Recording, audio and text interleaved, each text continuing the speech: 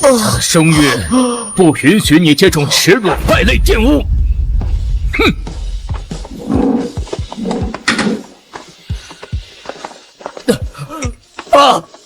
我需要吗？但我没有作弊啊！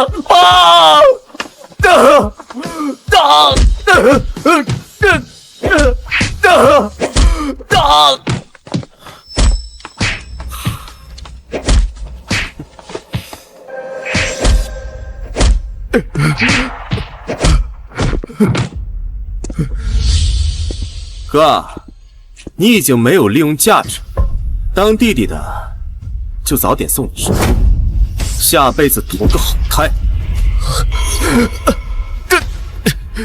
你说什么？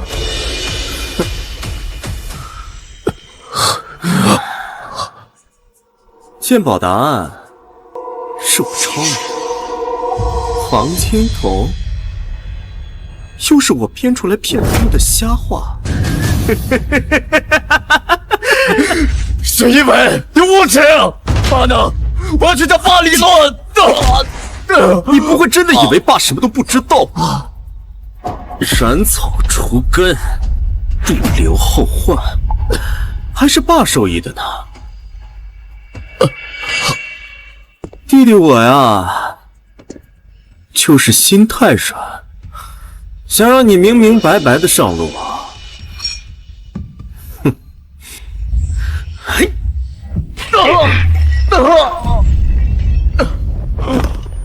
你被永远踢出许家继承人候选。枉我一直记住。但我平时从未亏待过你啊！斩草除根，不留后患，还是爸授意的呢。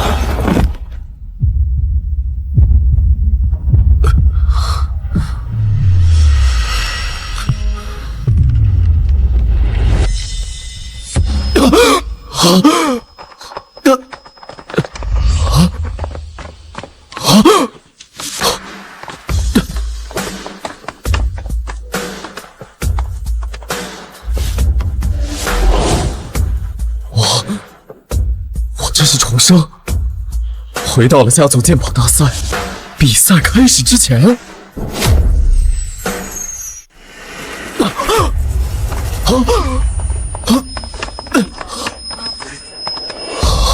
比赛马上就要开始了，阿燕是长子，自然该继承家主之位。小维啊，你只要别给许家丢人就行了，听见了吗？知道了，妈。放心吧，哥，我不会和你争的，就是走个过场的事儿。咱们亲哥俩可别真伤了和气。这个小三养的野种，还跟我抢吗？许燕，你突然发什么疯啊？怎么回事？宾客都已经到齐了，你们在这干什么？没事吧？可能是我哥考试压力太大，跟我闹着玩呢。上辈子我居然没发现，他们的演技竟然这么好，就是为了哄我去比赛，给许一为铺路。是啊，我压力太大了，这比赛我就不参加了。别哥，哥，你从小这么努力，都是为了当上家主做准备，怎么能在临门一脚的时候放弃呢？你走了，我还怎么靠抄你的来赢得比赛，让众人信服当上家主？我放弃这家主的位置，不就正好留给你来做？哎呀，哥，你这是哪儿的话呀？所有族老亲戚都知道，这个家主之位非你莫属，我怎么能和你抢啊？刚刚是弟弟说错话了，要不你踹我一脚，或者打我一拳也行，只要你能消气去参赛，啊！小维，小维，是稍微好点了，看来他果然要靠我出席参赛，才能顺理成章。想公开踩着我上位，这次我绝不会让你再得逞。之前骗我害我的账，我来跟你们慢慢算。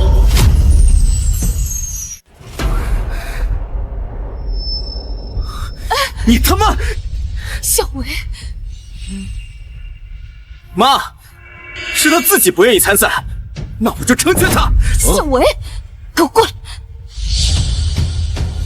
许家最重嫡庶尊卑，你想像我一样，一直被戳脊梁骨，骂外室上位吗？妈，你爸还是向着我们的，只要我们按计划顺利进行，他自然被逐出家门，忍忍就过去了。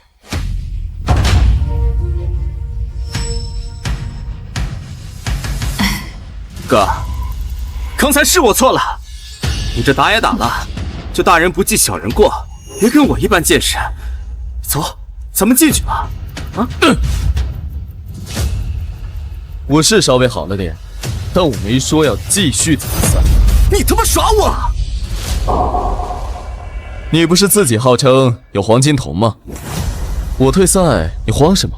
正好进去让大家瞧瞧你的天赋。他怎么知道我会撒谎，说我有黄金瞳？可你说什么呢？什么黄金瞳啊？行了，你这当哥哥的要有个当哥哥的样儿。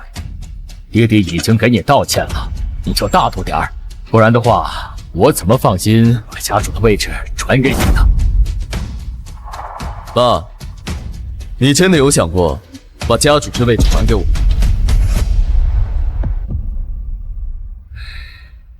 你这说的是什么话？我徐家家教森严，这家主历来都是由长子接任，所以上一世你们才会想出那么阴毒的法子来害我。哥，你今天怎么了？以前你从来不会忤逆爸爸和他顶嘴呀。你是不是忘了给我什么东西？啊？哦，看我这个技巧，哥，这是我从德国特意定做的高级钢笔，作为提前祝你当上家主的礼物。上一世我就是拿着他送的这支钢笔答题，最后被诬陷抄袭。现在看来，8成是他们在这笔里装了针孔摄像头。哥，这是我送你的钢笔，祝你以后答题一鸣惊人。谢谢小维，我会好好用它的。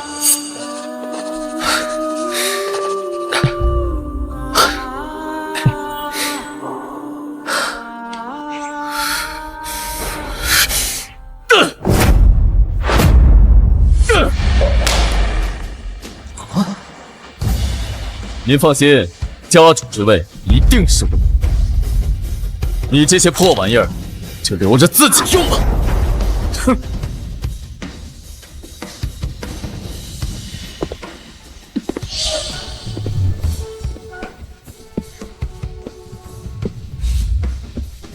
这一世，我会亲手夺回属于我的一切。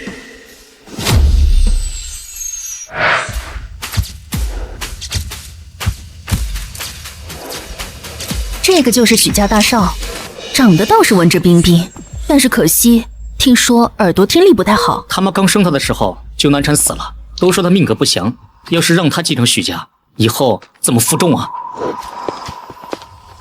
哎，这个二儿子看着也不错。这是小三外室生的，登进家谱都是族老们看在许家主的面子上开恩了，怎么可能让他当家主？许家继承者鉴宝大赛即将开始，在你们面前摆放的是不同朝代不同类型的古董藏品以及赌石原石，你们可自行选择物品进行鉴定，最终谁鉴定的结果更高，即为获胜者。上一世我选择了古董桌，被许一卫抄袭了答案。这次虽然已经扔掉了钢笔，保险起见，还是重新选赌石吧。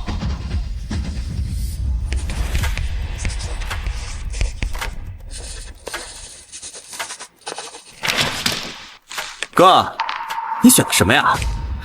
不会和我选的一样吧？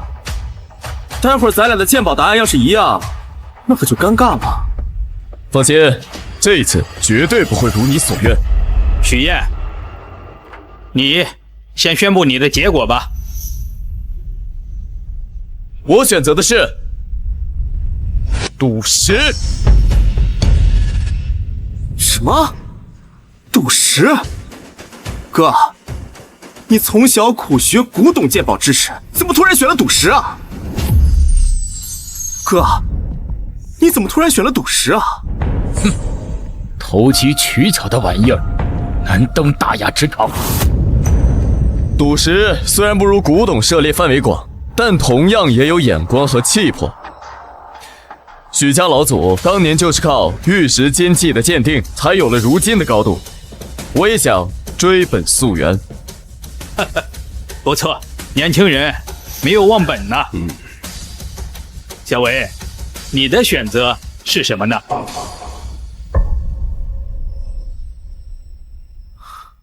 我选的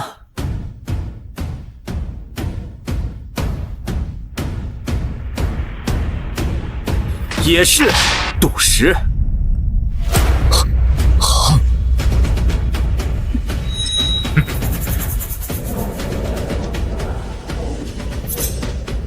什么？怎么可能？他居然也改变了和上一世的不同的选择。我毕竟有黄金瞳，选赌石的命中概率更高。虽然我哥是家主之位继承人，但我也想通过自己的努力，别输得太难看。而且，也是对我哥的尊重。哥，你觉得呢？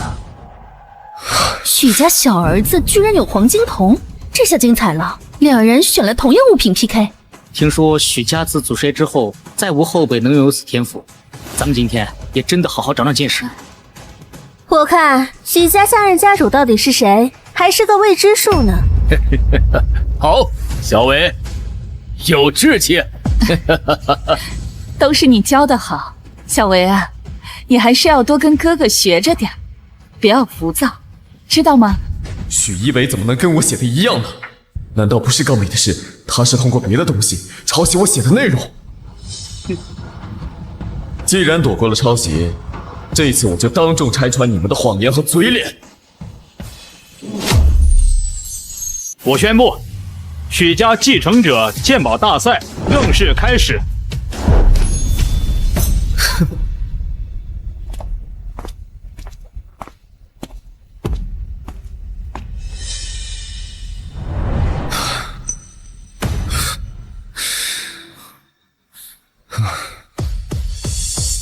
这块一定能开出极品帝王绿。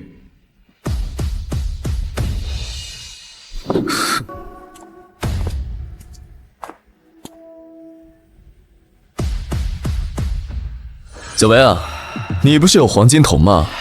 不给大家展示一番？是啊，许二少怎么不动手啊？你懂什么？有黄金瞳就是有底气，一眼就能全看出来，根本不需要下手。我还是觉得许大公子的架势更稳妥。我自然是要屏气凝神运功一番。哥，你不写答案总盯着我干什么？难不成是转一圈拿不准，想要抄我的答案啊？哼，什么黄金瞳，那不过是忽悠外人的。他们愿意信故事，那我就编给他们听，让他们心服口服的尊我为家主。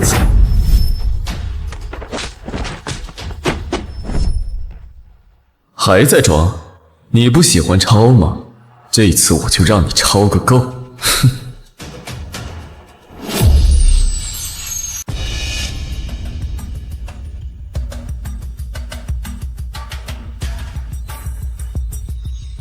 既然二位都已作答，现在我们就来当场开始鉴定。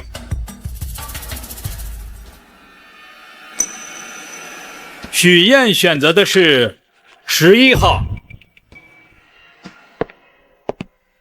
等一下，怎么了？叔公，真不好意思啊，我写错编号了。我想选的石头不是这一块。什么？哦，叔公，这些石头的序号都标在上方。其实我想选择的是5号，但不小心看走了眼，写成了下面的11号。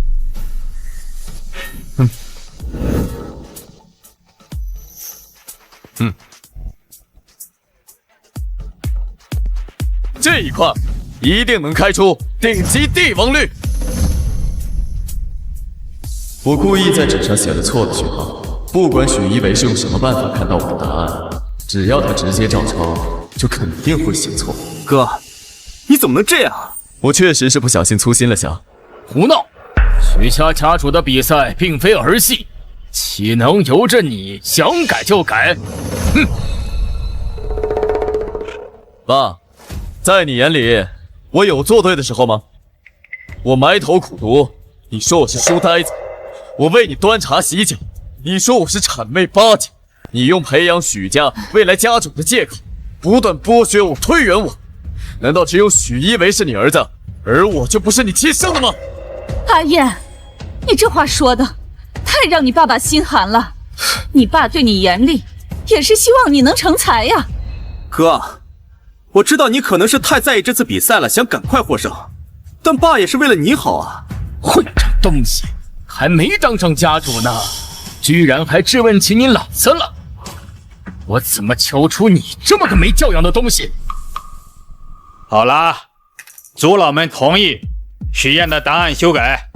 小儿子，你写的石头是几号？纵然你许一为再会搬弄是非，只要你抄我的答案，就肯定也是错的。我看你又有怎么狡辩？我选的也是5号。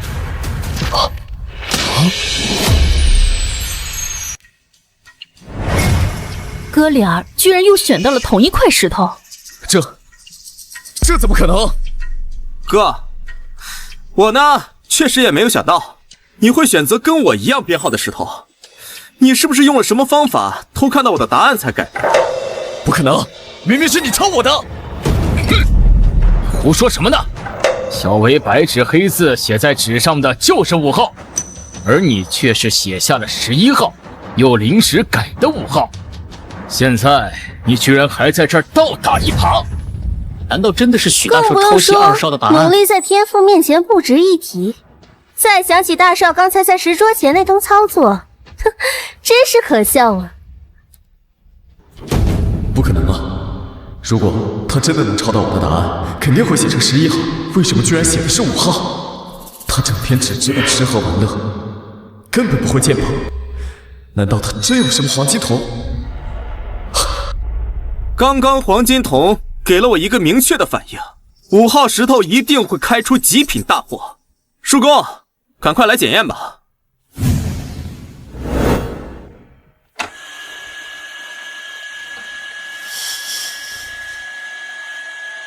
许燕选的石头肯定没错，现在所有人都看到是我写对的号码，许燕抄我的证据确凿，只要石头开出来，我就是胜者。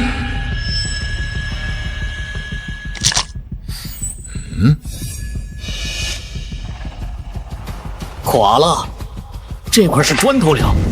什么？怎么可能？许燕怎么会看走眼了？什么啊？闹了半天是2个大忽悠啊！没想到许家主的2个儿子就这点能耐，就这也能叫鉴宝第一大家。以后我也学会了，在外面先说自己有黄金瞳，再装出一副很懂的样子，又摸又看，没准能唬住几个外行人呢。哼！不行，绝不能让他们看不起我，不能让他们再嘲笑我和我妈。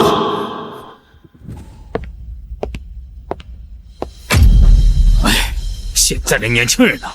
行了，我看这比赛就终止吧。许家继承人的选择，择日再从旁支里挑。等一下，我确定这块料子没有错，只是都偏在了右边。这位师傅，烦请您再从这半块的中间切一刀，大家一看便知。行，那就再给你一次机会。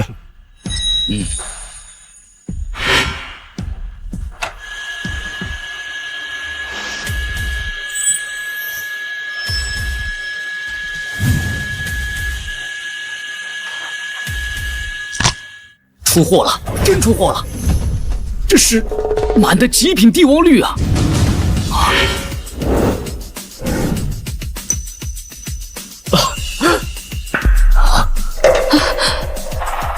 刚才我在摸料的时候就发现了，这块石头左侧平平无奇，但右边这半块石头吃光不透。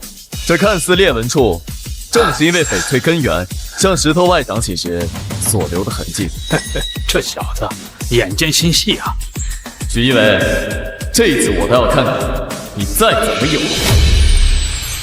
但刚才切的第一刀虽然没有出绿，但它的白面是翡翠的保护层，所以我断定一定会出货。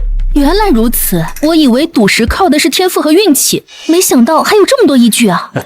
这小子眼尖心细啊，能够在这么短的时间鉴定出来，真是年少有为呀！这次我倒要看看你再怎么赢我。啊，哥，你按照我写的，已经让他们切好了。许一伟啊，你胡说什么？刚才这些明明是我自己分析出来的。是吗？刚刚我早就写好了，在靠右3/4处下刀就能开出翡翠。难道你不是按照我写的才跟大家讲这么多吗？什么？原来许二少早就知道，居然又是许二少先写上来的。果然是许大公子一直在抄袭他弟弟，还以为他刚才分析的多牛呢，原来是先知道了答案再反推啊！不是的，我没有看。许燕，够了！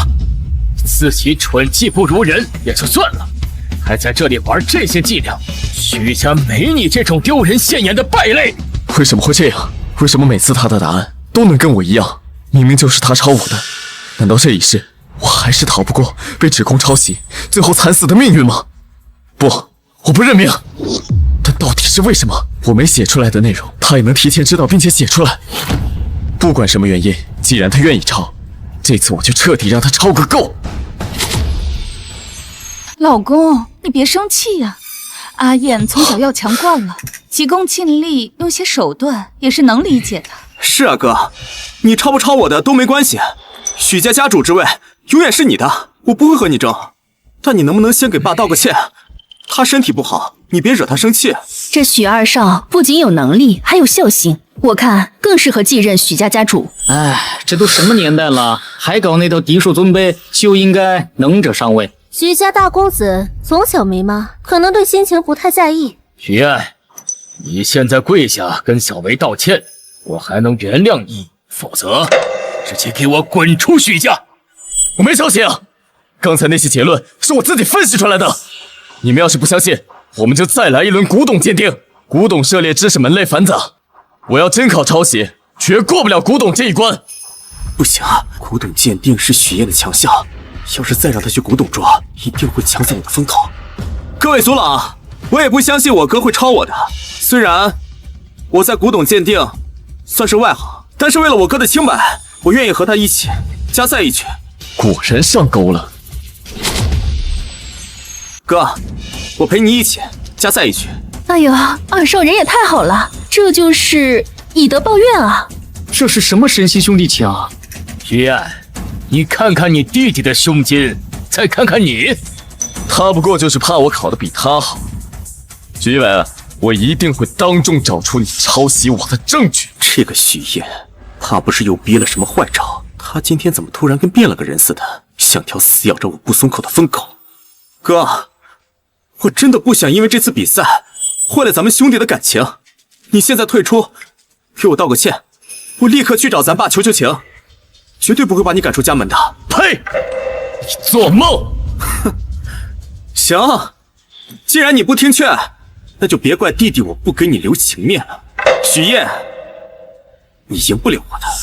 好，你们面前的3件古董，你们要分别鉴定出名称和出处，谁鉴定的又快又准，即为获胜。我宣布，古董鉴定比赛正式开始。今天我一定要当众撕开你们虚伪的嘴脸。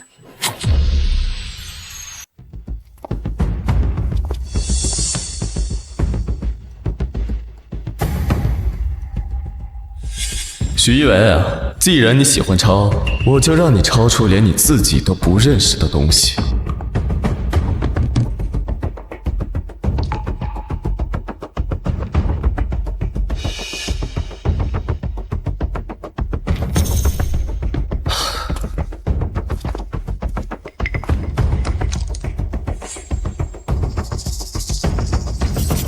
许燕，无论换多少次东西来比都没用，只要你脑子里想，我都可以同步抄下来。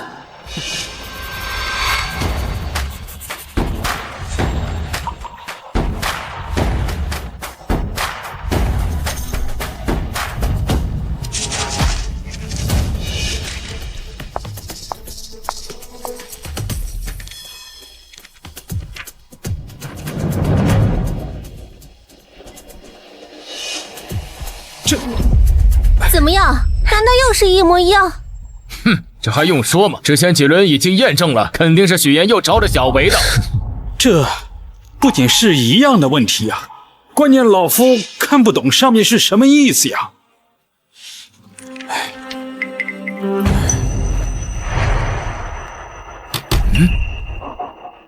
这什么鬼画符啊？看着像某种原始文字啊。许岩，你写的这是什么乱七八糟的东西？主公，各位，我确实没用现代汉字去写，而是用了元代初期的大元文。什么文？怎么了，二弟？这不也是你自己写上去交上去的答卷吗？你不认识了？我认识啊，哥，这次我都写出这么复杂的文字了，你怎么还照抄啊？你不要脸的程度还真没让我失望。这大元文是当年成吉思汗的铁骑踏遍亚欧大陆，建立元朝后期创造，意图一写一切文字，实现这片辽阔疆土所有民族的大一统。因此我苦学1年，不想这文化气谱失传。二弟，你又怎么学会的？我有黄金瞳啊，再复杂的字体都是一看便会。哥，倒是你说了半天这些有的没的，到现在你都没说出这个古董到底是个什么东西。哼，不研究正道就会哗众取宠。你们自己脏，所以看别人也是同样的货色。这第一件是唐武则天御制的鎏金铜佛，她作为世界上第一位也是唯一一位女皇，初登基时为了笼络人心，便自称为是弥勒佛转世，打造了许多铜像。正是。二弟，既然你还坚持我作弊，那接下来的文字就由你来说吧。我二少怎么不说啊？对啊，二少既然也能写出这种冷门的字体，那你就说说看。难道真是二少污蔑大少？许燕这都写了些什么东西？刚才为了求速度，我就直接照抄，根本没想意思。这可怎么办？小维这孩子啊，平时不认真读书，就爱研究一些冷门野史，这些意思啊，他肯定是知道的。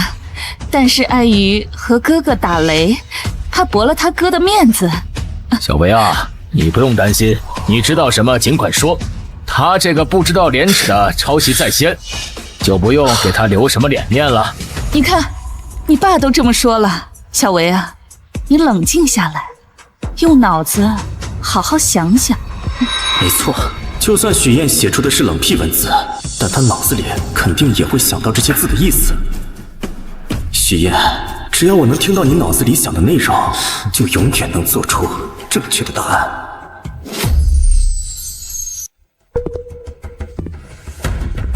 好，那我就先来说说这第二件铁制兵器。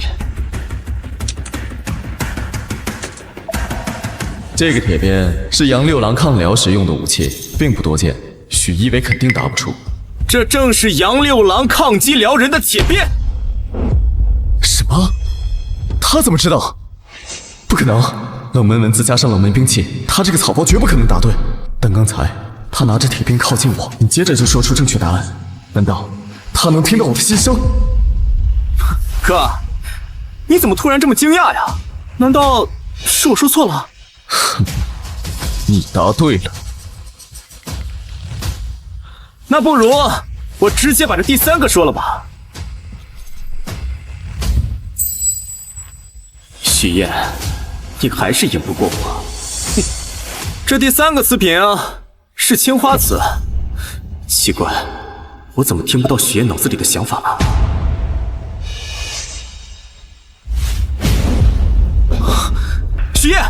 干什么？累了，随便打打坐。阿爹啊，没妨碍你说答案吧？你果然，你真的是偷听我的心声。那只要我什么都不想，你就什么都超不到。哼，许燕，你以为只要冥想打坐，我就听不到你想法了吗？这是一个青花瓷，刻着莲花的图案。只要我把描述信息开个头，我就不信你能忍住不想。这是清代宫廷的物件，是清朝宫廷的物件。糟了，中计了！底部有狼刃堂款，证明是不能再中他的圈套。床前明月光，床前明月光。怎么回事啊？这怎么了？怎么回事？许燕，你脑子里想什么乱七八糟的东西呢？我在想什么，跟你有什么关系啊？怎么回事？好好的背起什么古诗？难道他发现我能监测到他想法的事了？难道他已经知道我监测他脑波的事了？果然，一个小三贱货生的野种，用的也是上不得台面的技。你妈谁信任呢？小维，你这是做什么呢？二少怎么动手打人啊？我没听到大少说出来啊，难道是因为抄袭了他的答案，恼羞成怒了？先激怒你，说不定就能更快找出他偷听我心声的设备。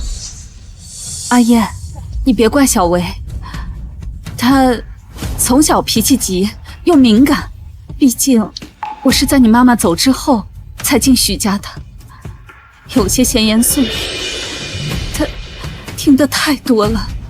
哼，那就让他跪下，承认抄袭。小维都把后面的2个答案说出来了，你个抄袭犯，究竟要闹到什么时候？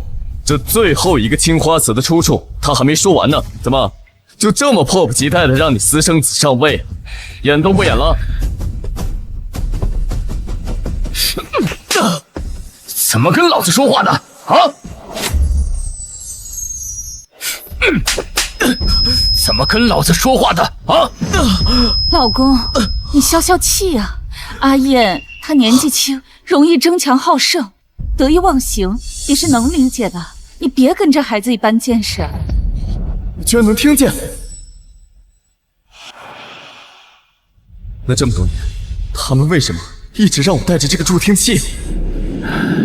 听医生说你发烧伤到了听力啊，这个耳机戴着怎么样啊？谢谢爸，清楚多了。那就好，以后啊别那么拼命的学习啊。当年你送我这个助听器，让我觉得虽然你对我很严厉，但还是关心我的。没想到，就连这也是假的。我从未得到过一天温情。你胡说什么？简直是荒谬！自从我带了这个，许一为彻底不去学校了，天天在外面鬼混，每次古董测试成绩反而都很好。原来这就是偷听我心声的工具。你从那时就已经开始给他铺路了，是不是胡说？一试便知。是不是胡说？一试便知。小维，二少的眼睛怎么了？果然，他就是监听我脑波想法的传导器。你就是因为他才知道我的所思所想。不是，我只是刚才使用黄金瞳过度，眼睛疼到了。我一直以为自己真的每天活在自卑中，每天努力学习，只是为了让你多看我2眼，却没想到，为了你这个宝贝私生子，竟然早早的就开始算计我。居然是许家主在帮二少害大少。大少也太可怜了，被自己最亲近的人背刺。各位，如今证据确凿，就是许一为一直在抄袭我。哥，我是看在你是我哥的份上，对你一忍再忍。哥，你也不能随便拿出个东西来污蔑我吧？连第3个青花瓷的出处都说不出。那如果我回答正确，就证明你是抄袭，那你就喊我妈一声妈。许一为，当年就是因为你妈和我爸的奸情，才让我妈受刺激，大出血难产而亡。你居然还有脸提这种要求？好啊，如果你答不出，就去我妈的墓前，给她磕3个响头，让我滚出许家！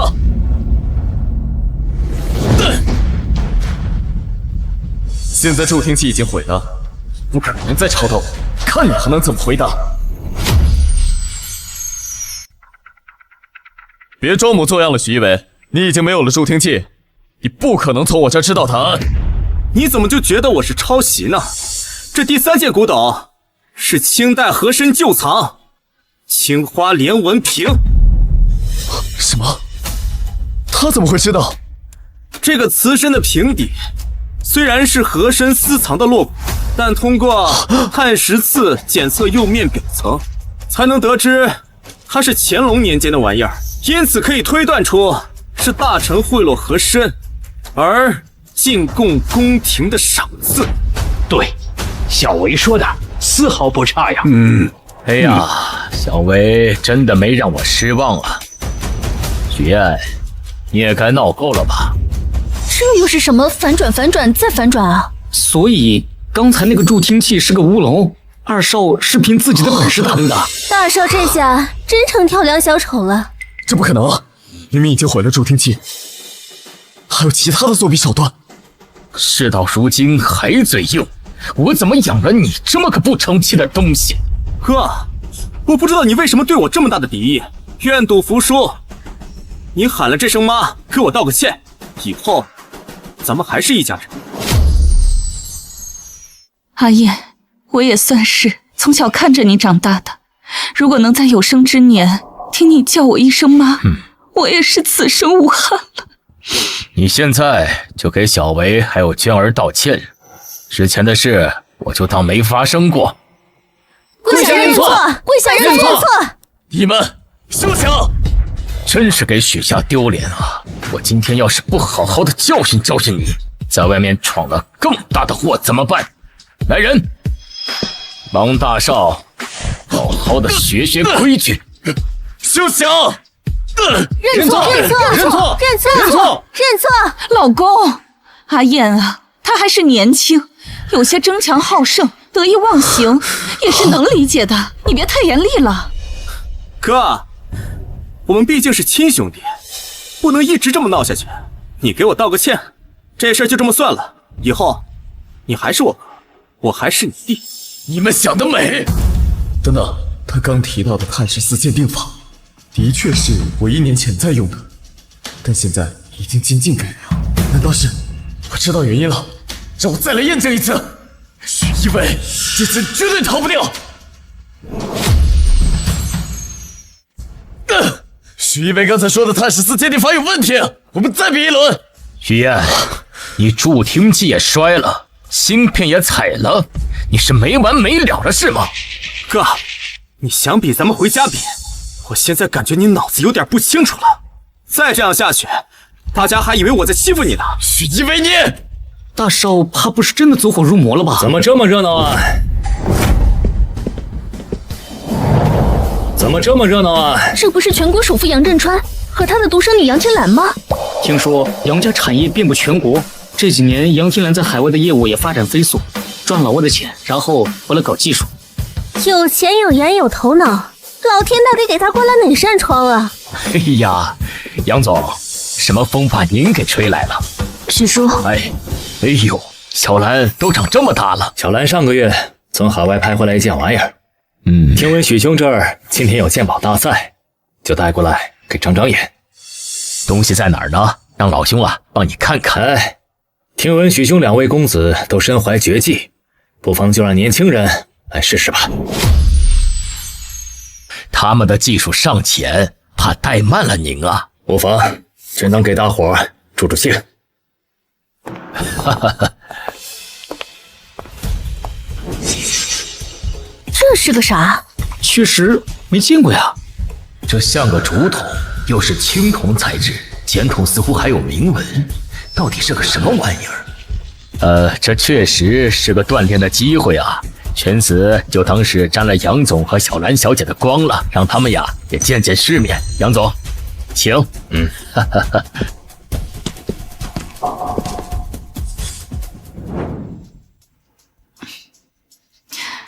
杨家的独生女，至今没嫁，今天突然带着宝物上来，要是能吃了杨家这个绝户，可比继承许家赚得多得多呢。放心吧妈，我这套装备连许燕都对付不了，糊弄一个小妞更是绰绰有余。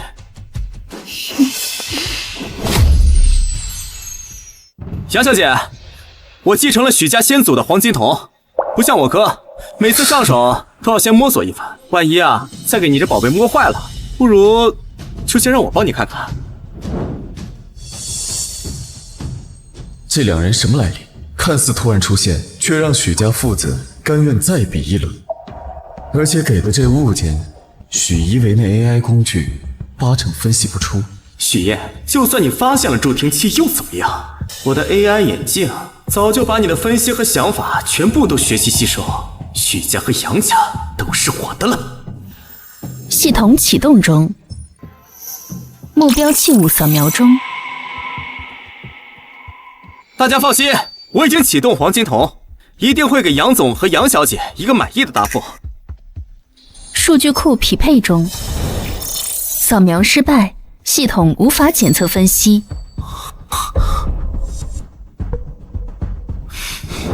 怎么回事 ？AI 怎么没有用啊？检测失败，该藏品未录入数据库，系统无法分析。什么？怎么会这样？雪秋，令郎们这是什么意思？是对我女儿的拍品不满意吗？杨总，他们这是在做准备呢。你们两个干什么啊？鬼鬼祟祟的，还不快给杨总鉴定宝贝！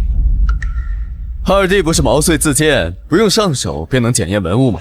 那我也跟大家长长眼。怎么样，二弟，有结论了吗？二少怎么不说了？难道出什么问题了吗？我已经用黄金瞳看过了，这古董是假的。什么？ AI 都检测不出的物件，肯定是假的。我就不信他许燕还能说出个花来。许二少的意思是，我花100万刀买的这个东西是个假的。没错，我刚才就是在想什么措辞能让杨小姐好接受一点。不用，我没那么脆弱。许大少也这么认为？哼，二弟啊，不懂就不要乱说。我用黄金瞳看了半天都没看出来，哥，你不要为了赢我，跟杨小姐胡扯八道。这东西的确是老的，是汉代的。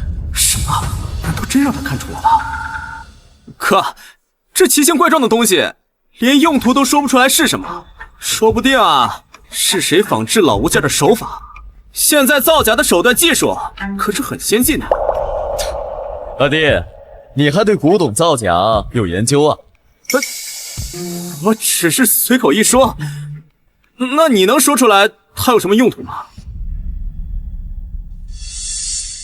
这物件确实是罕见，不是礼节用品，也不是陪葬品，而是汉代边关士兵随身携带的过关符节。过关符节是什么东西啊？我只听说过通关文牒啊。西汉时期，苏武一行受汉武帝之命，出使匈奴，被困19年，许多士兵客死他乡。但苏武凭借牧羊，持汉节不失气节，最终打动了匈奴，被送回了长安，也将此物带了回来。你胡说！铜节是片装的，怎么可能是桶形的呢？哥，你不要觉得杨小姐是行外人，你就忽悠人啊！是你存了这样的心思，所以才看谁都是忽悠。许燕，你怎么跟你弟弟说话呢？市面上的铜节确实是片状，而这个铜节不同之处是由4片组合而成，所以形成了一件看似完整的竹筒。那它们为什么会拼凑在一起？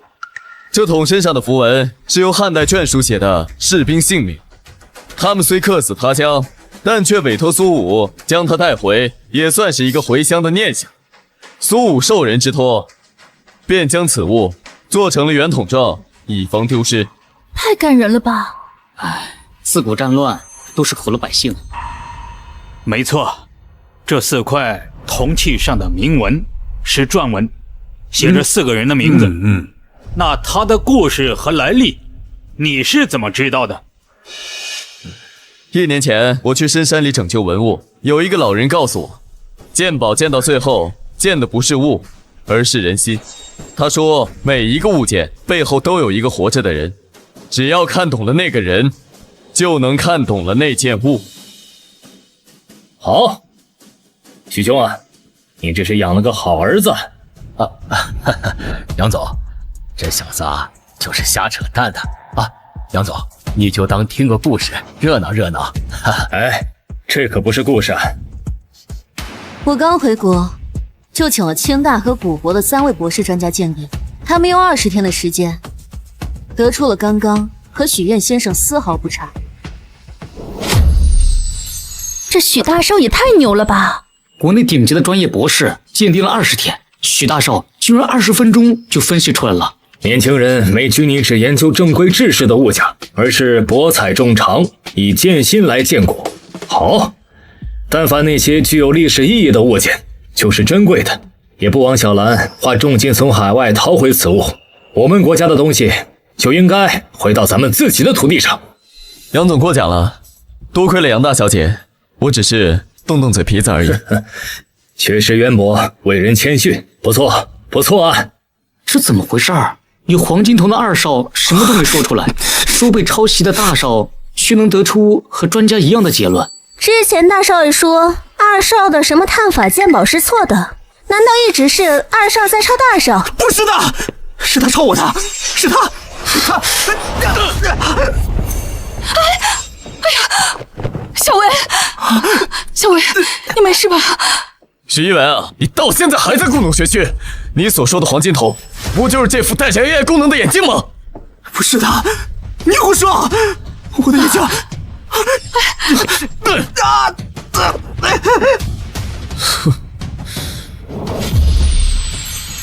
你先用助听器盗取我的想法，再传进这副 AI 眼镜里，哪怕我毁了助听器，眼镜也可以根据我过往的想法和知识来进行运算。你胡说，我听不懂。听不懂？那你说的碳14分析法，为什么是我1年前用过的？而杨小姐带来的古怪符节，为什么你又回答不出？我来帮你回答。因为1年前我在深山抢救文物，山里没信号，所以导致你的 AI 数据没有同步。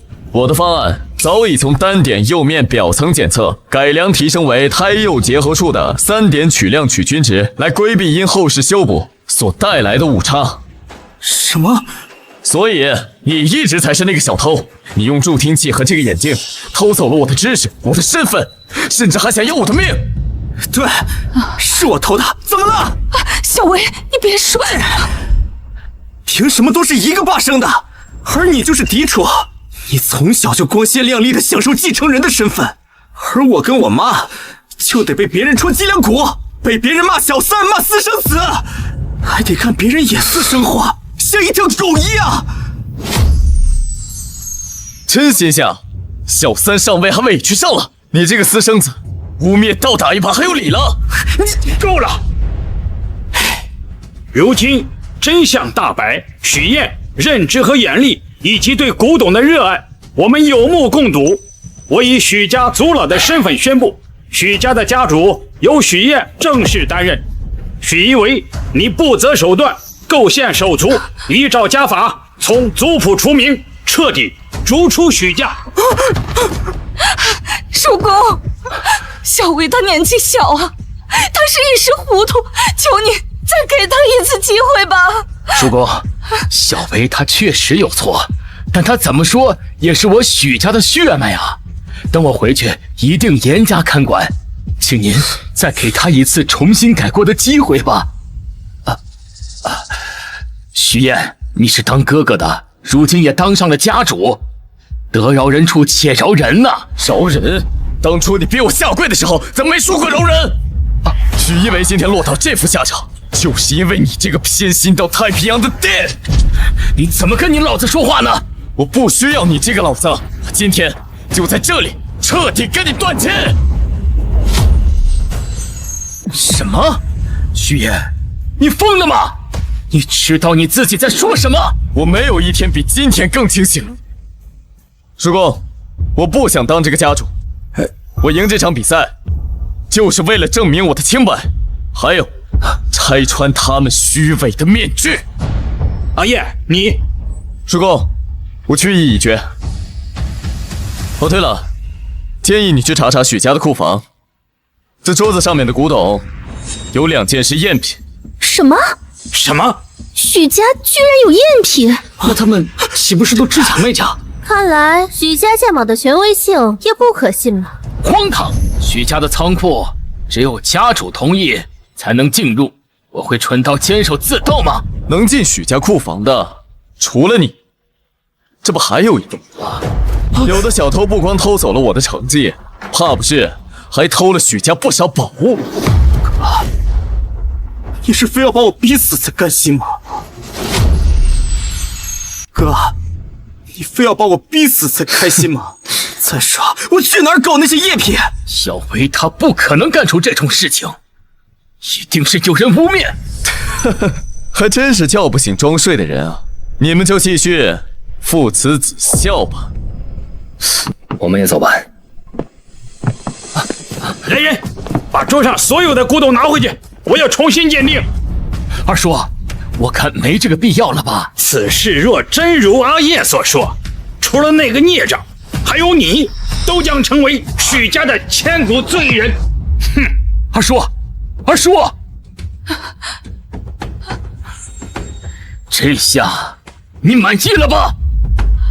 哼！老公，爸，老公，你给我等着！啊！上车。杨小姐啊，这不太好吧？走吧，不必见外。杨总，叫杨总就太生疏了。我和你母亲呢，当年还有点渊源，叫我杨叔就好。我妈妈？那您这次来是？有关系，但更多的还是在赌你。我？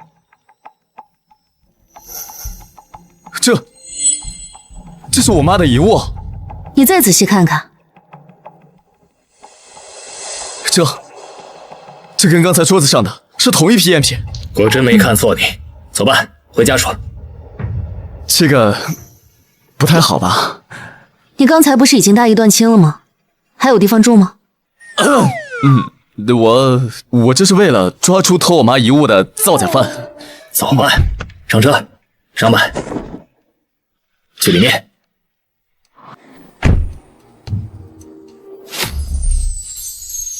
有一个代号为老鬼的造假师，这几年在疯狂的制造假古董骗钱，而且还会把赝品偷换成真品，再把真品高价卖至海外。把我们的文物宝贝卖给国外，这跟卖国贼有什么区别？这几年我一直在海外收购咱们的物品回国，但毕竟治标不治本，必须要抓到造假的根源。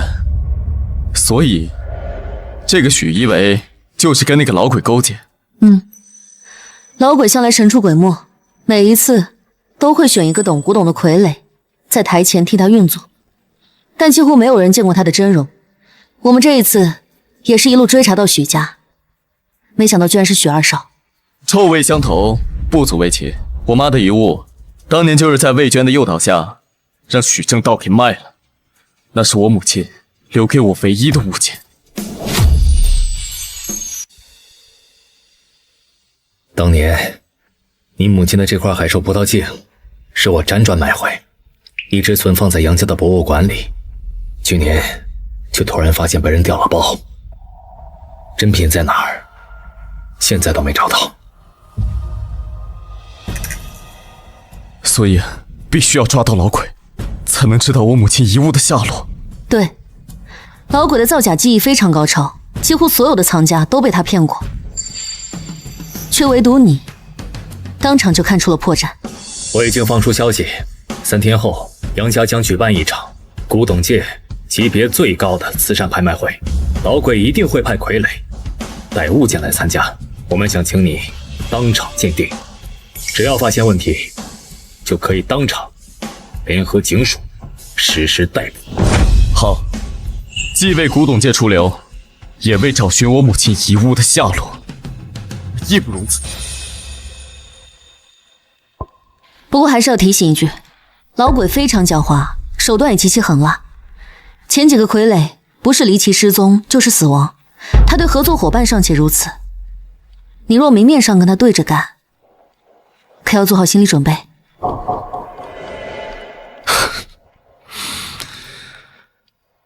已经死过一次的人，这些都不足为惧。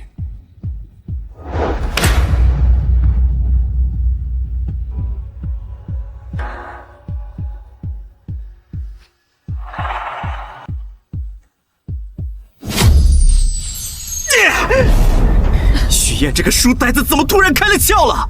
现在不仅家主之位没捞着，我们偷换古董的事情也快暴露了。妈，我们该怎么办？你慌什么？许家的名声已经臭了，这艘破船迟早得翻，不如早点投奔新靠山。您是说……走。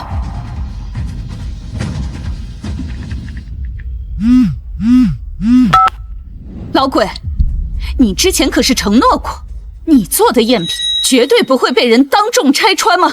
没想到许家到了这一代，居然出了个明眼人，有意思。24小时内，你给我海外的账户打10个亿，然后再安排我们出国。你海外的生意啊，就由我们娘俩替你打理吧。臭娘们儿，你以为你是谁？凭什么敢跟我讲条件？你个老东西，对我妈放尊重点，不然我就去警署自首，咱们同归于尽。哼，你个莽夫！那就3天后带着我的作品去参加杨家拍卖会，顺利卖出，我就如你们所愿。不行啊，小维现在已经被怀疑了，你再让他拿着你的赝品去拍卖会，这不是白白送死吗？富贵险中求。再说了，这次我的作品可是我呕心沥血的巅峰之作，它就是真的，比真的还要真，绝对没有人能识破它的真假。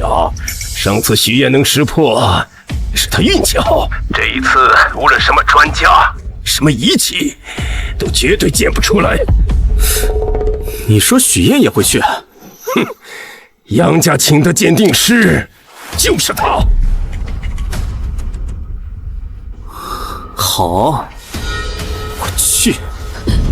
小维，妈，既然老鬼这么有信心，这次我一定要让许燕当众出丑。许燕那小子眼睛尖啊，他现在既然已经对我们有防备了，我们不一定是他的对手。妈，你忘了，就算他许燕再强，也有个致命的软肋。你是说他妈？就算他许燕再强，也有个致命的软肋。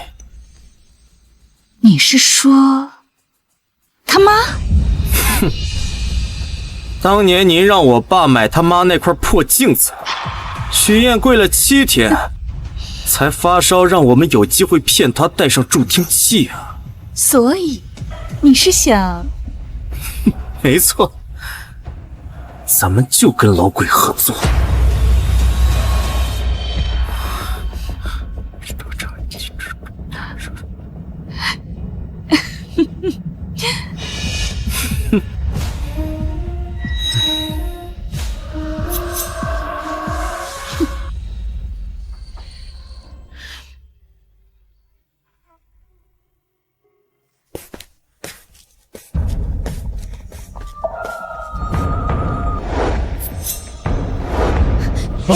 女侠饶命！我就是肚子太饿了，想找点吃的。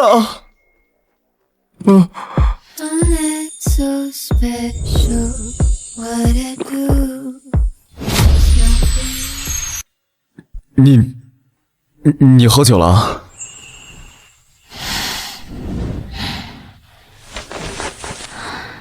你大半夜不睡觉，鬼鬼祟祟的干什么？天地良心啊！我一天没吃东西，是真饿了。我去叫阿姨。不用，我随便搞点吃的就行。你会做？小时候在许家经常吃不饱，就晚上偷偷摸去厨房。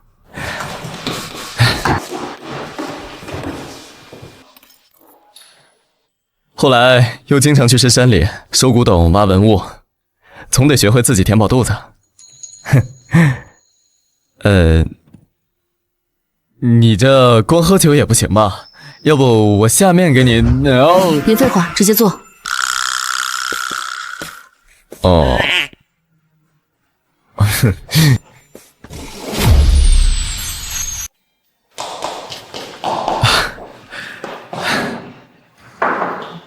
大小姐，请入膳。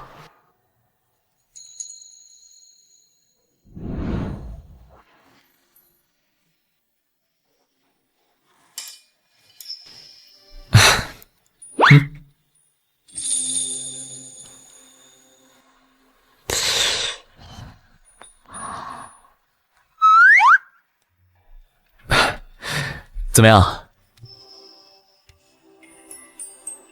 味道不错。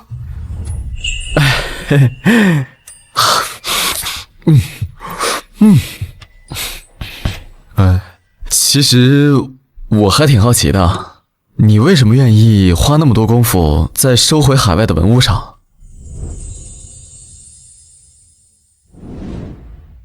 我爸妈因为你妈只是联姻，没有感情。他们在我2岁的时候就离婚了。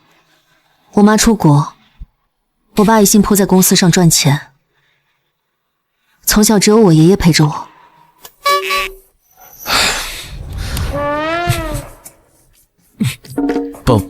抱歉啊。跟你没关系。不过我爷爷陪我的时间也有限。他是考古博士，每隔一段时间就会全国各地的跑。后来我就开始搜集文物，每次收回来有研究价值的物件，他就能多在家待一阵。他主攻瓷器，而流失海外的文物中，以瓷器数量最为庞大，所以我才投其所好。你是不是觉得其实我特别功利啊？当然不会啊，只要能跟爱自己的家人多待些时间，我愿意付出一切。不过后来接触的久了，确实更为那些那么多流失在海外的文物感到遗憾。希望有一天，我们能够光明正大的把所有属于我们的文物都接回来。一定会有的。等等，你说的主攻瓷器的考古博士姓杨，你爷爷该不会是叫杨守光吧？你认识我爷爷？还真是老杨头啊！我白天在比赛时说，教我见物先见心的老前辈就是你爷爷。好啊，臭老头，居然抛下我，给你去当老师。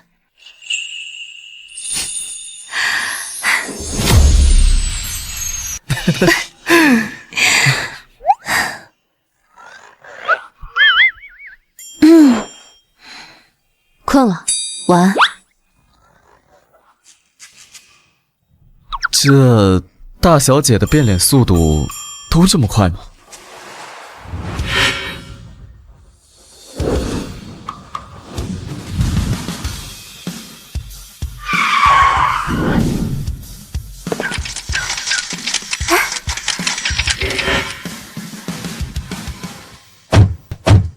许燮，凭什么他还能名利双收？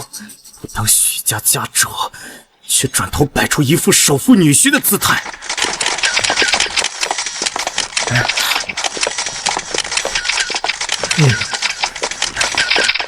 这谁啊？这是杨家拍卖会最年轻的鉴定师啊！啊，听说他参加许家古董考核正确率100%呢。我去，真是一表人才，年少有为。走，看看去。走走。许燕，你给我等着！我今天一定要让你当众出丑，身败名裂！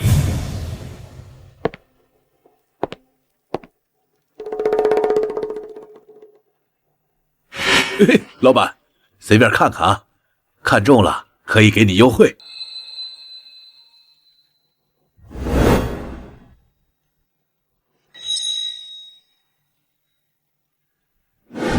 这个多少钱啊？一看你就是行家，这个给你800块，您拿走。小维，你买这个干什么？做戏当然要做全套啊。哼，200，可以的话我就收了。200就200吧。来，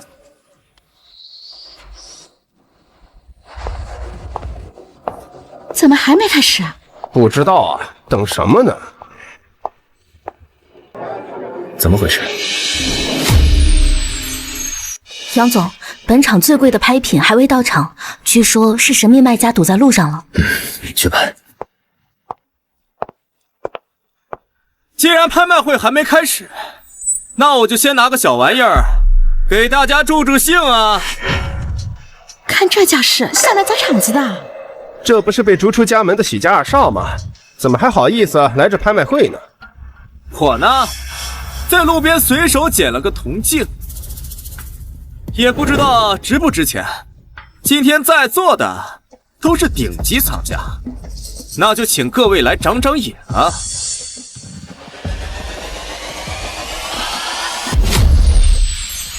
这破盒子一看就是仿品。就是，这破玩意儿怎么好意思拿出来丢人现眼呢？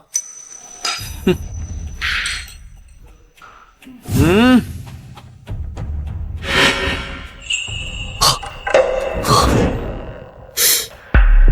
那是阿叶妈妈的铜镜，怎么在她手里？她果然跟老鬼是一伙的。他们绝对想不到，老鬼手里还有一个更精良的假铜镜。许愿先生是我们本次拍卖会的现场鉴定师，既然是给大家的设身小节目，就请他上台，先做鉴定吧。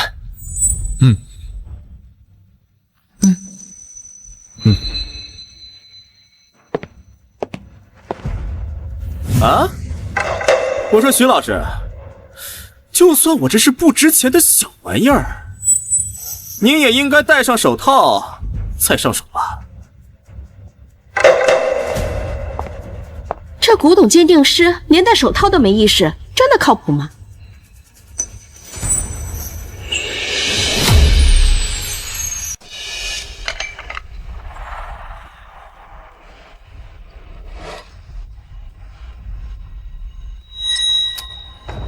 这海兽浮雕的立体度，葡萄纹路的饱满精致度，确实是难得一见的精品。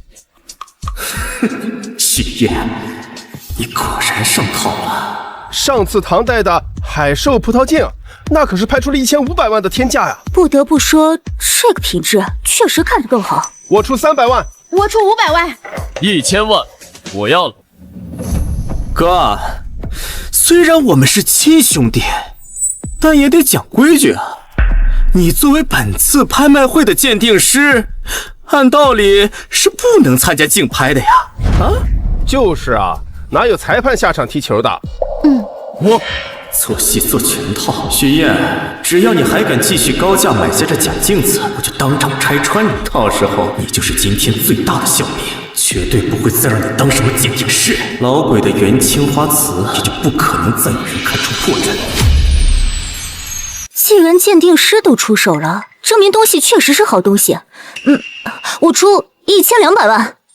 爸，这铜镜是真的吗？会不会有诈？看着是挺真，但我之前都是送给各种专家机构鉴定检测，论现场鉴别的能力，只能看许燕的。若他真是因为感情冲昏头看走了眼，咱也帮不了他。帮我，能跟爱自己的家人多待些时间，我愿意付出一切。2000万。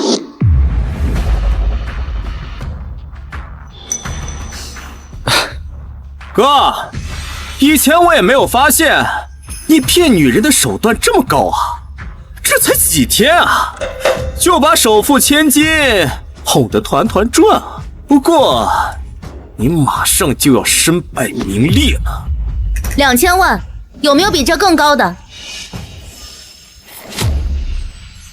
？2000万1次，2000万2次，2000万3次，成交。现在归我了，归你了，当然归你了。没想到你这个书呆子啊，还是会因为你妈的事犯蠢，也不枉我费心，在地摊上选了那么一个盒子来装这个破镜子。你什么意思？杨小姐，为了这么个蠢货，为他花这么多钱，值吗？既然你打钱这么爽快，那我也不妨好心告诉你，这个铜镜是假的。什么？许燕，你也有打野的时候啊！什么天才鉴宝师啊，我看根本就是扯淡。闹了半天，居然是个假货。我怎么觉得这像是给许燕做的局呢？这么简单的局他都能上当，我看这鉴宝师啊，他也没资格当。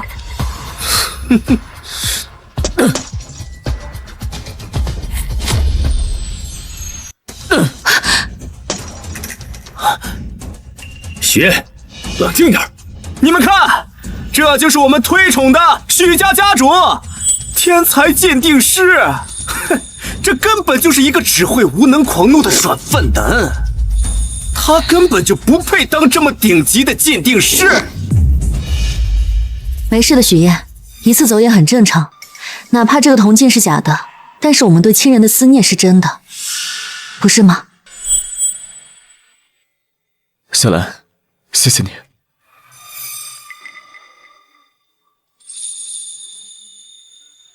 不过，我早就看出了这枚铜镜是假的。什么？不可能！你就别强撑嘴硬了。如果你早就知道这个镜子是假的，为什么还要花高价把它买下来？难道是想让杨小姐给你送钱吗？就是啊，这不是故意耍杨家千金吗？雪，这到底怎么回事？那个铜镜的制作工艺确实一绝，但它的材质却暴露了它的短板。唐代的铜含锡量高，敲击声清脆悠长，而这一件刚才摔下去声音是闷的，难道是现代铜锌合金？没错。许燕，不要再故弄玄虚了，你分析了半天有的没的，不还是白白亏了2000万吗？啊？谁说的？除了这枚铜镜，我还一并买下了这个宝匣，不是吗？你的脑子是真坏掉了，说话越来越没谱了。这盒子是我刚才在门口地摊上随便买的，只花了200块钱。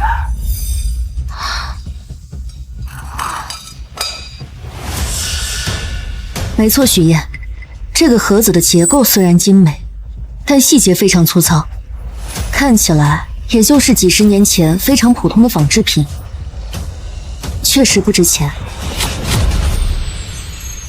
小兰，你只说对了一半，这匣子的外层确实是抗战时期做上去的。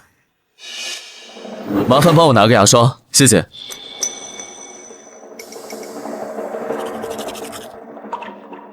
那个时期外敌入侵，人们流离失所，很多懂得的藏家没法及时转移，又怕被外敌掠夺，所以只好反向做旧，然后就地掩埋。这个手法也是我和杨老头在民间历练时，一个老人告诉我。这是出自唐代的纯金鸳鸯16文匣，保守估计最低3000万起。天哪！没想到这破玩意儿竟然是最值钱的古董啊！这真是捡到大漏了。只听说过假的仿真的，还没听说过真的外面还能包层假的。这不可能！说实话，我在古玩圈混了这么多年，还是第一次见到有人拿地摊货想坑专家，结果啊，把这国宝级的文物空手送人呢。精彩，好一个以假藏真，真是太精彩了！给我看看，这是我的。小薇，这是本小姐拍下的东西，许二少，现在是想明抢不成？这是凭你自己眼力赚的宝贝，就这么给我了？你出的钱自然是你的。看来杨总不仅获得了一个新宝贝，恐怕即将还有好事发生啊！好，真是太好了。妈，我还没说，对不对？保安，把他们带出去。你们干什么？干什么？许烨，你给我等着，咱们没完！真是个废物。可以进来了，接下来才是真正的主菜。各位来宾，没想到一个热场小环节，结局竟然如此精彩，请允许我再次隆重给大家介绍我们本次拍卖会的现场鉴定师许燕。好。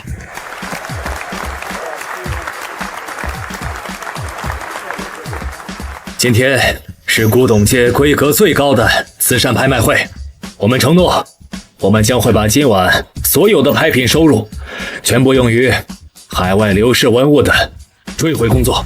好。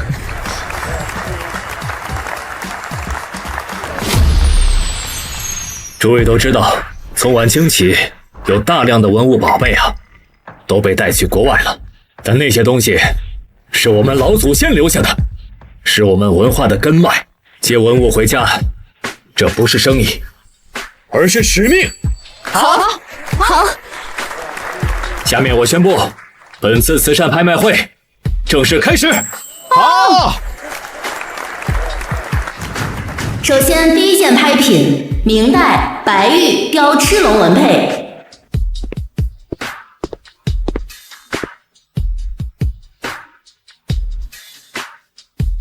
典型螭龙纹饰，玉质润泽，符合宋代工艺，是真品。鉴定为真，这块明代白玉雕螭龙纹佩起拍价80万。100万。120万。150万。150万，还有没有比这更高的？150万一次，150万两次，200万，200万，杨小姐出价200万，还有没有比这更高的？220万。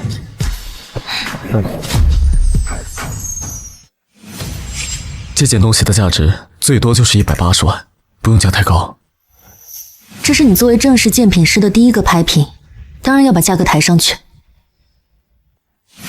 300万，300万，杨小姐加价到300万，还有没有比这更高的？300万一次，300万两次，300万3次，成交。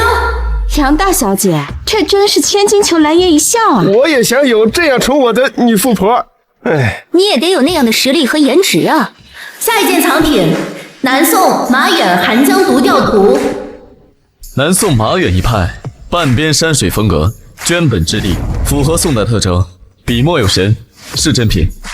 这件藏品500万起拍，600万，1000万，1000万一次，1000万两次，1000万3次，成交。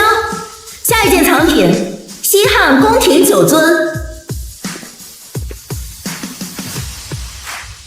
西汉中期宫廷工坊做工，做工细腻，但胎色不行。是仿品，不过也算是件不错的工艺品了。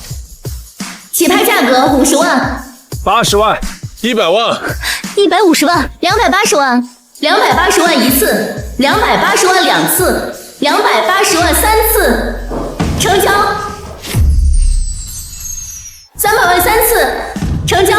280万3次，成交。800万3次，成交。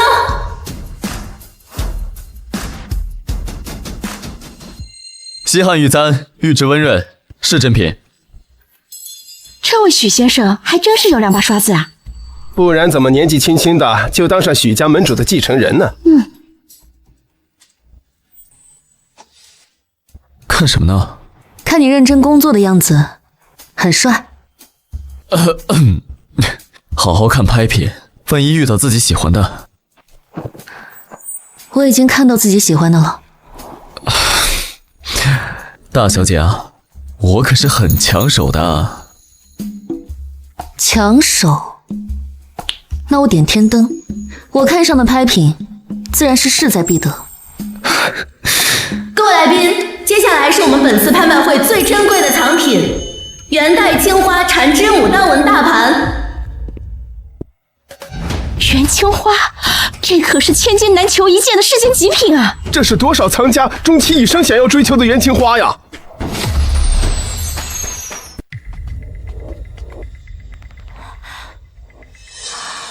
牛津热释光检测，苏黎世 X 光分析，皇家博物院3大顶级专家鉴定。这么多世界顶级专家的鉴定报告，看，那这100%是正品了。我能问一下，这件藏品的送拍人是谁吗？这件拍品的送拍人是一位神秘藏家，按照他的要求不公开姓名，他只留下了一张卡牌。啊，这是什么意思啊？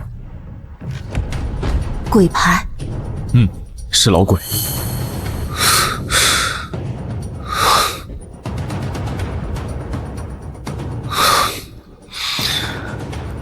他这是明牌，要向我叫嚣。什么意思啊？什么意思啊？他这是光明正大的告诉我，这件东西就是他制作的赝品，却已经获得了这么多世界顶级专家的认证。他是想看我当面拆穿他。这么自信？难道世上真有天衣无缝的赝品吗？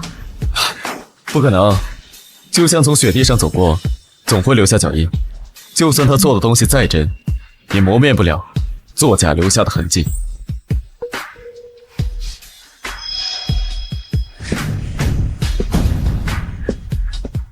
这个作品我可是花了毕生心血，收集了大量元代民谣的素胎，再从青花残片上提取青料，研磨调配，亲手绘制纹饰，再入窑复烧。胎是元代的，釉是元代的，青料也是元代的，所以仪器测不出来的每一项数据都和真品一模一样。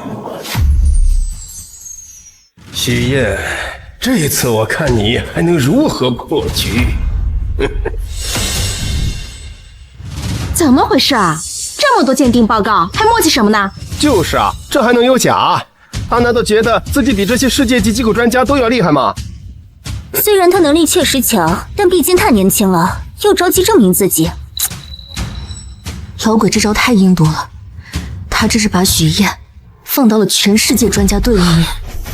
但许燕如果也认同这是真的，也会像许一文一样突然跳出来说这是赝品，那许燕以后……别急，相信许燕。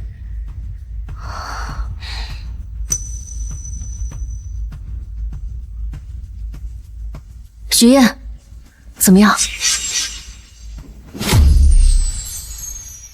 没关系，老鬼下了这么大一个套，肯定准备了很久，咱们以后再找回场子就行了。下套？放心，我知道了。各位，这件元青花从它的工艺到材质确实是无懈可击，因为它的胎确实是元代民谣白瓷的胎，它的釉也是元代民谣的釉，它的确是一件元代的瓷器，只不过它并不是元青花。什么意思啊？这明明就是元代的胎，怎么就不是元青花了？就是啊，你这不是自相矛盾吗？大家看这里，牡丹纹的边缘，圆形花的纹饰是工匠一笔画成的，墨料浸透在胎骨，会形成自然的晕染。但这一件胎纹清晰可见，像是贴上去的。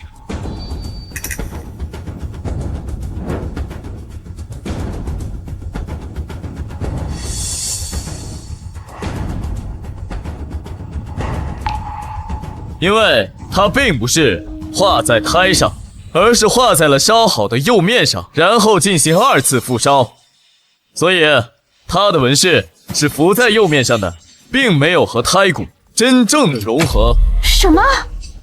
这世界上还有这样的技术吗？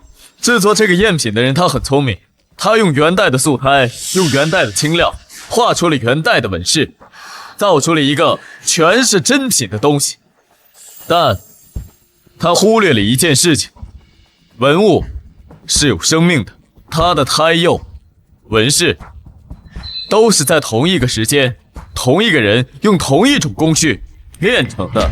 人为强行把不同时期的东西拼在一起，哪怕每个零件都是真的，补起来的东西也是假的。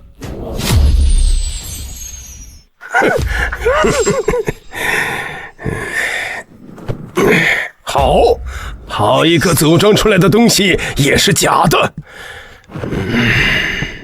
老鬼，你果然来了。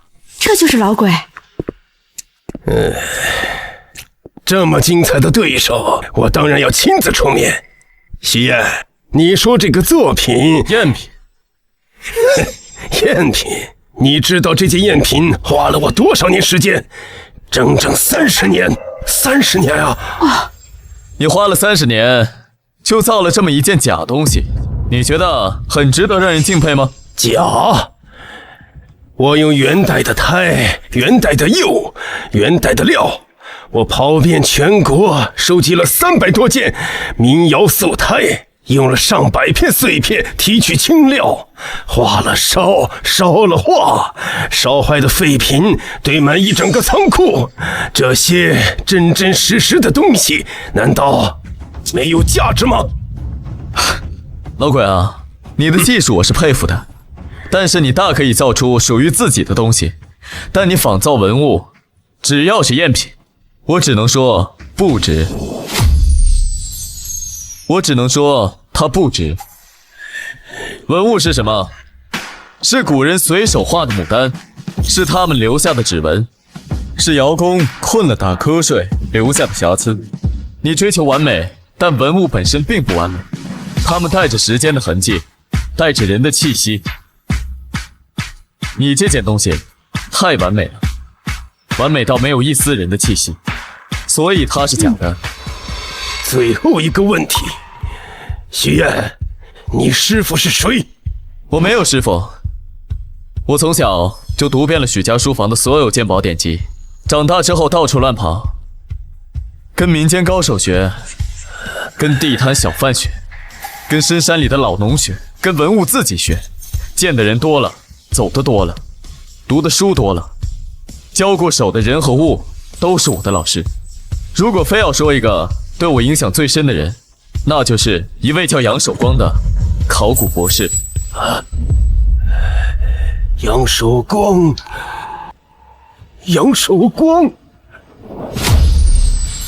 ，20年前我在岭南一个村子里做活，被人抓住，就是杨守光保的我。他说这个手艺人可惜了，给他留条活路。我问他为什么，他说手艺没有对错，用的人才有。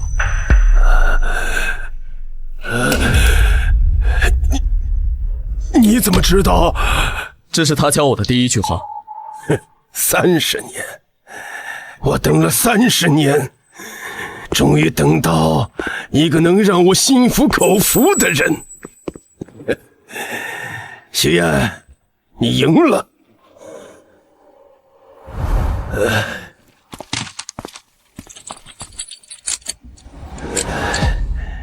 你母亲的遗物在杨占川手里。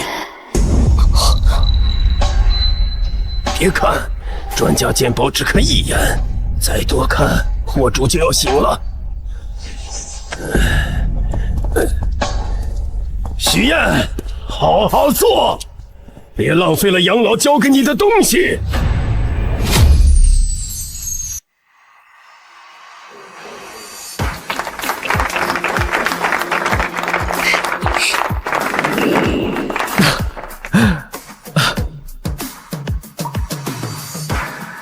许燕，你真棒，恭喜！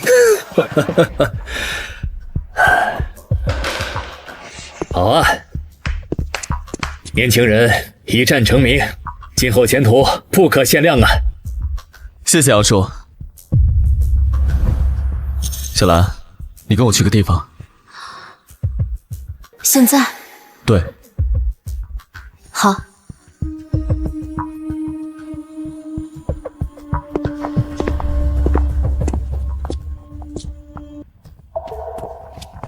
杨总，用不用派人跟着小姐？不用，让他们去吧。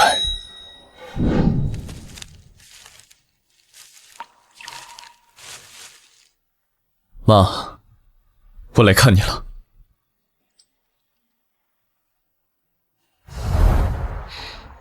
阿姨您好，初次见面。以后你儿子就是我罩了，您放心，我不会让任何人欺负他。怎么，我说错话了？没有，就是没想到你这么直接啊。直接挺好，见宝多了，总是有些真真假假，见物见人心。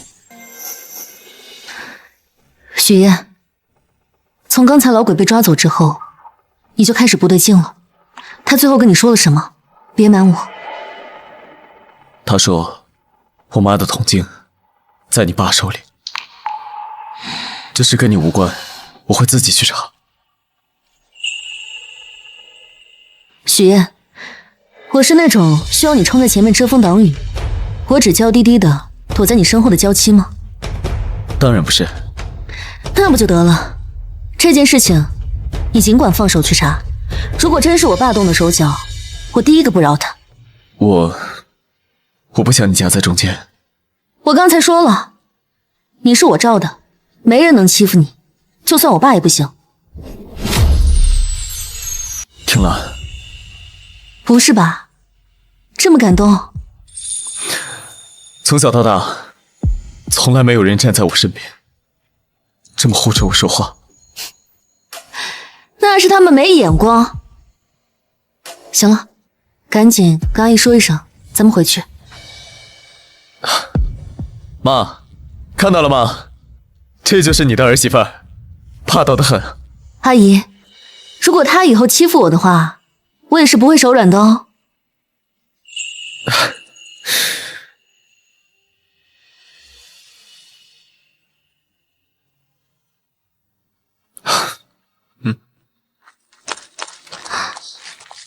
叔公，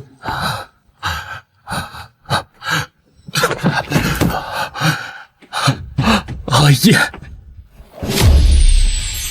阿叶，爸错了。您这大半夜的来堵我，又演的是哪出啊？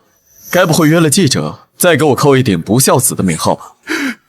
我没有，有些伤害已经造成，一句道歉是消除不掉的。我知道，魏娟儿和许一伟，我已经把他们赶出了许家，之前是爸糊涂啊！求你再给我一次弥补的机会，好吗？哀莫大于心死。过去的事情，我不恨你，但我也不想原谅你。回去吧。他们杨家人也不是什么好东西，你离杨家人远点儿，千万别被他们给骗了。我会选择我爱的人，就不劳你费心。阿燕，阿燕，正道啊，阿燕已经长大了，让孩子就走自己的路吧。起来吧。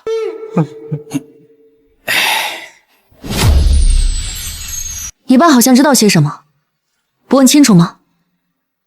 不需要，我想知道的事情，我自己去查。那你就不怕我是坏人，做的这一切都是在骗你？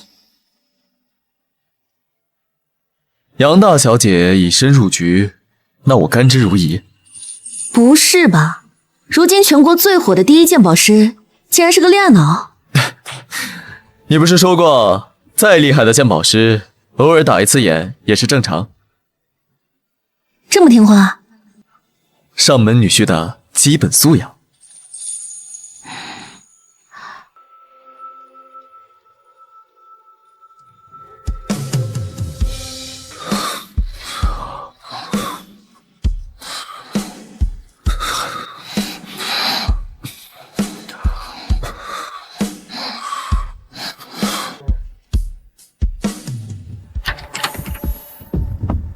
杨总，今天拍卖会的古董已经全部替换完成，正品都在这儿了。